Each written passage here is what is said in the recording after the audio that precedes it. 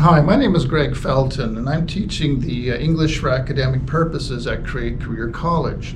I want to talk to you a little bit today about the meaning of Remembrance Day, a day that is commemorated throughout much of the Western world. It begins on November the 11th, 1918, the 11th day of the 11th month.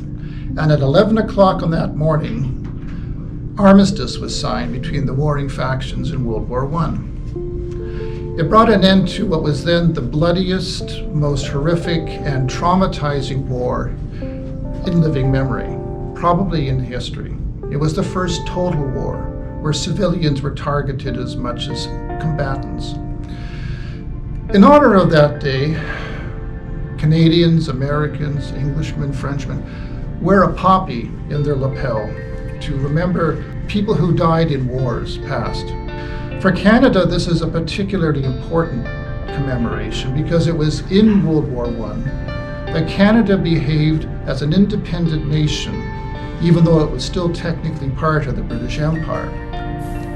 Canadian forces distinguished themselves valorously and with great leadership in the battles of Passchendaele and Ypres in Belgium. Because of that, we are remembered as one of the finest fighting forces in the First World War. And it was in that war that General Arthur Currie became the first Canadian general to lead a contingent of Canadian soldiers.